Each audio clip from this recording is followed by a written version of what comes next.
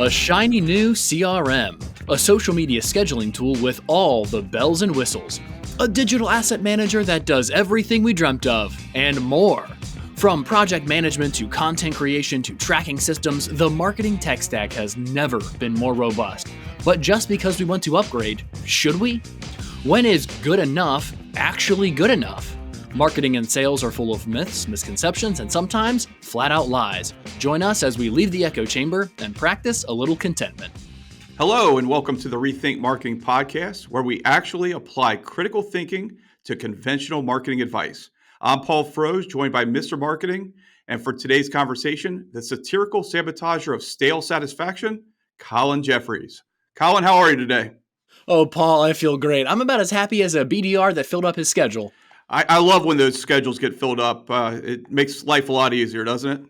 Oh, absolutely. Absolutely. It's always nice to have pipeline being built, schedules being filled, and obviously deals being closed. Well, and then I guess on the back end, you have to collect the revenue. Oh, absolutely. Sales is a big thing for me, as you know, and always looking at that pipeline. So always a good topic. But for today, we're rethinking how technology is often seen as a competitive advantage, but sometimes it's little more than a cost center. So we absolutely need to evaluate and upgrade our tech. But when does it make sense to upgrade? And when is it more profitable to stay put? Man, if only we had a quick and easy solution to that answer, Paul. And for those who are unfamiliar with the Diderot effect, basically it's the cycle of buying something new and nice and then continuing to upgrade everything else to match that new and nice thing. And what we want to avoid as marketing leaders and as sales leaders is upgrading one piece of technology and then feeling like we constantly have to upgrade every other piece of technology just to keep up. Yeah, absolutely. And looking at upgrading technology, I often look at businesses and even in our own business how technology refreshes either on a quarterly or annual basis. Looking at that and seeing what is good, what's bad, what could change, and oftentimes we get overwhelmed with the daunting task of figuring out, is it the right time, is it the right place, is it does it fit in the budget? So those are things that I'm rethinking with clients and also in our own business. Well said. And I'll say to our audience too, Paul and I will probably be throwing around a lot of specific tech names and software names. Just because I use Monday.com doesn't mean that, say, Basecamp is inferior as a project management tool. We're just going to be talking about these as examples. So please don't think that we're endorsing any of them or specifically recommending any of them. But with that, Paul, I guess we can go ahead and jump in with the caveat that everyone's specific tech stack is different because their business goals are different, their team's different, etc.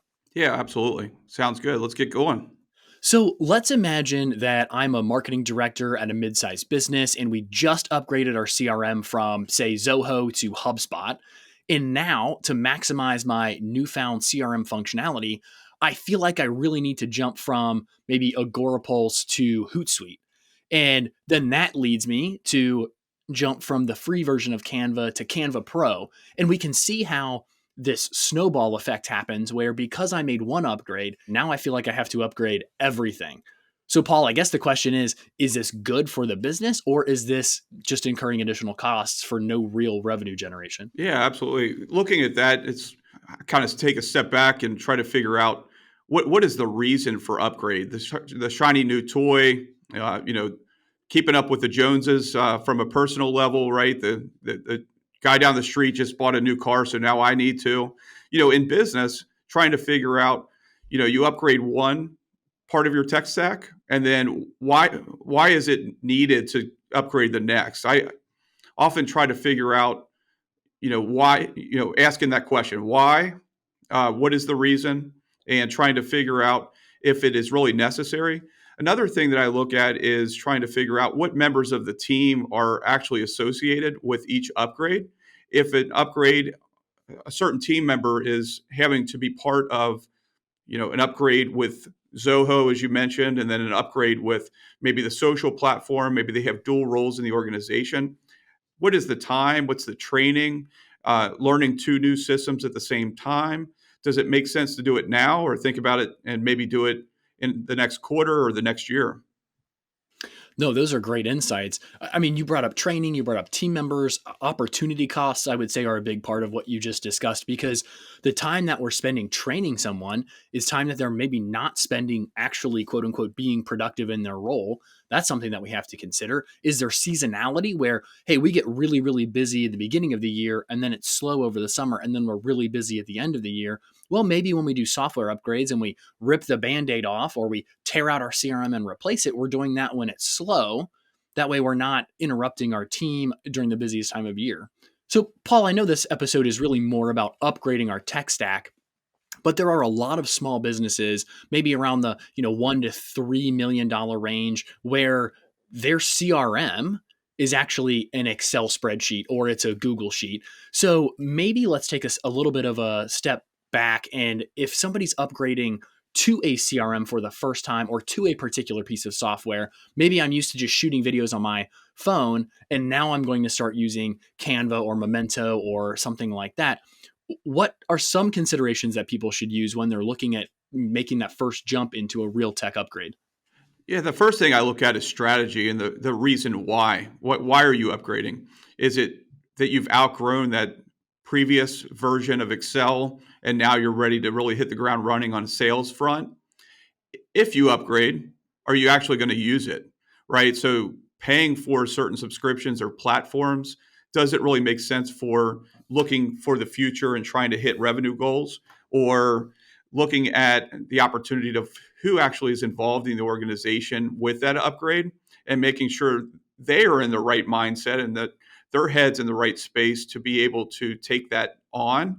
Because what I see oftentimes, and we've talked about it in a previous episode, is where the resources, the team isn't ready for it. And then that platform is being paid for on a monthly basis or annual basis, and then not actually being utilized.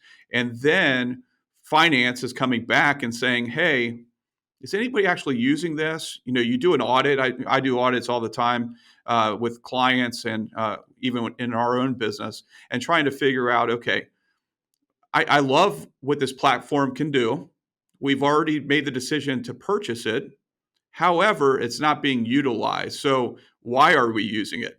And I oftentimes see that upgrade, and then there's a big pause or delay in the next training, or when are we actually going to get into the time and the right mindset to be able to use that. So people get busy. I understand that, and every day goes by, and looking at making those significant investments and upgrading, it's oftentimes a disappointment when you look a year later and look back on those purchases.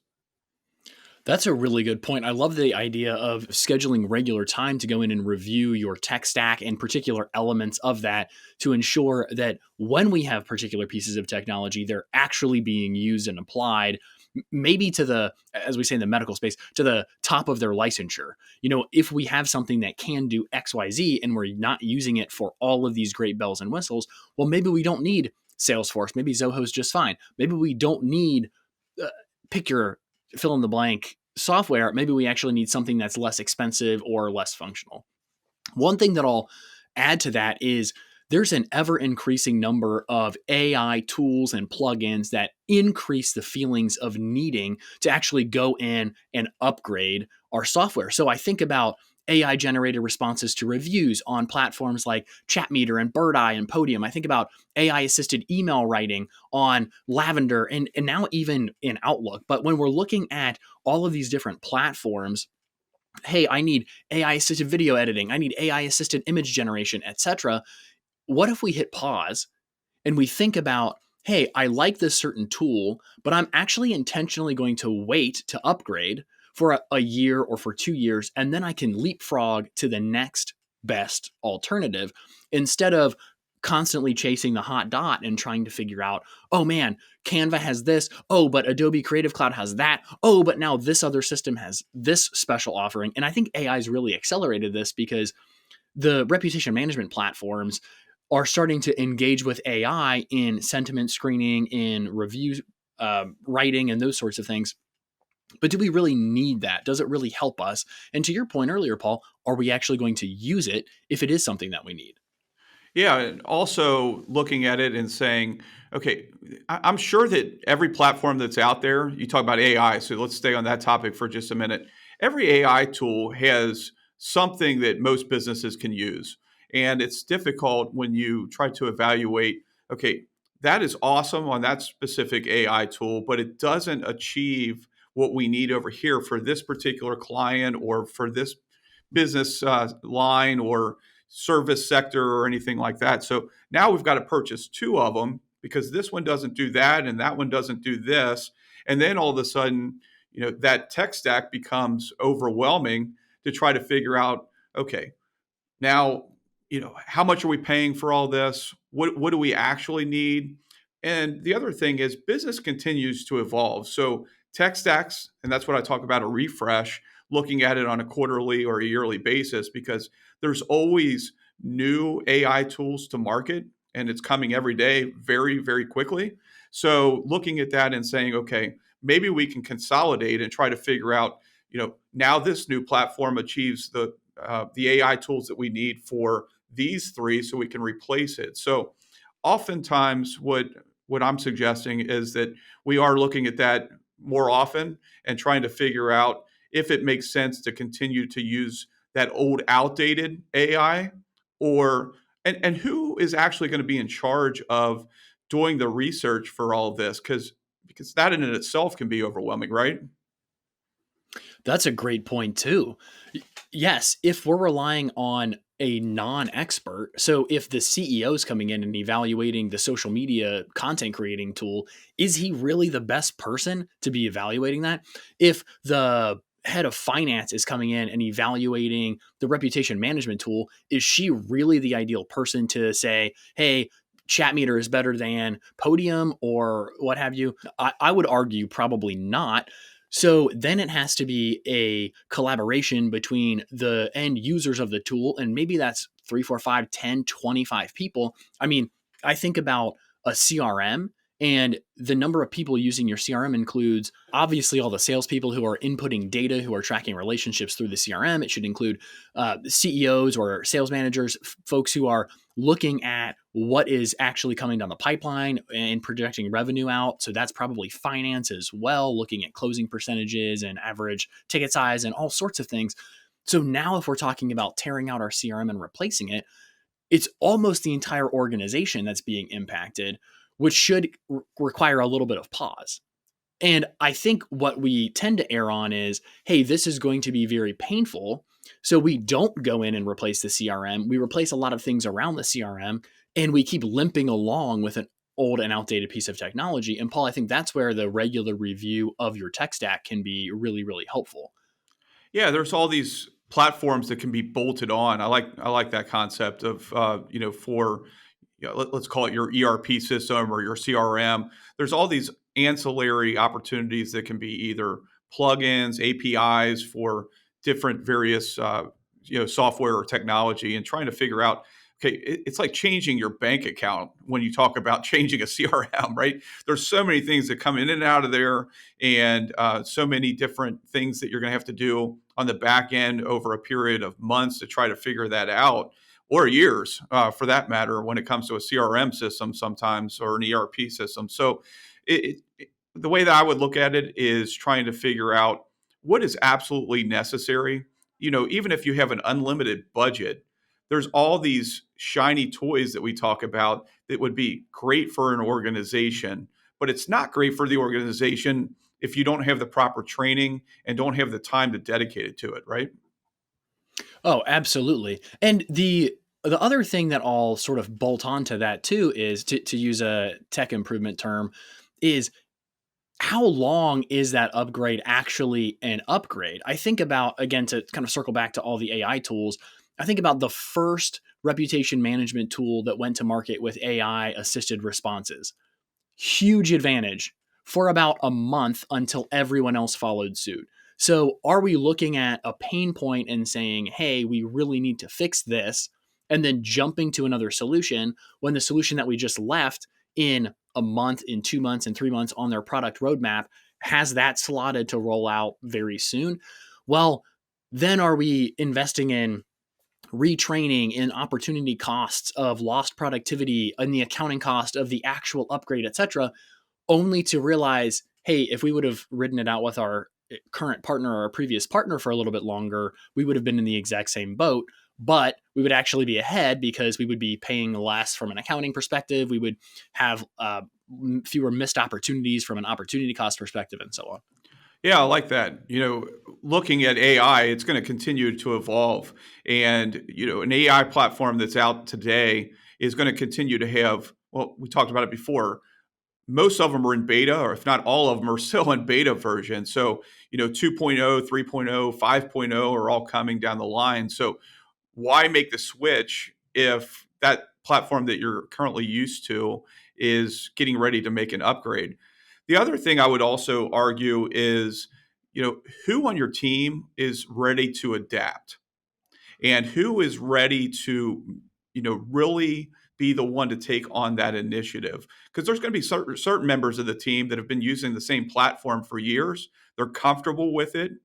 Is it a top-down approach on making a switch because of, a certain invoice is too high?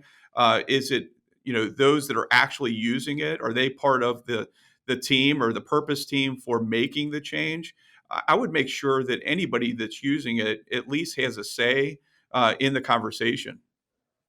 That's a great point, Paul. And funnily enough, that is the paradox of software upgrades. Everyone loves the bright, new, shiny toy, but everybody hates change and learning a new system and basically making the knowledge that you have obsolete because you have to learn and you have to change. So I think there's a lot to consider when it comes to upgrading software. What we obviously want to avoid is upgrading one piece of software and having that snowball into feeling like we have to upgrade everything else, or just generally being dissatisfied with the rest of our tech stack, but not being afraid to make upgrades when they're necessary. So we hope you really enjoyed this episode of the Rethink Marketing Podcast. I know that we did. Paul, anything else you would say before we land the plane? Yes, I think the major thing is just making sure that you involve all parties when making upgrades to make sure that all comments, all suggestions are considered before switching things and making a platform upgrade or switch in your own business. Fantastic. Well, thank you so much for joining us today on the Rethink Marketing Podcast. Until next time, keep rethinking how much you really want to tear out that old system and build a new one.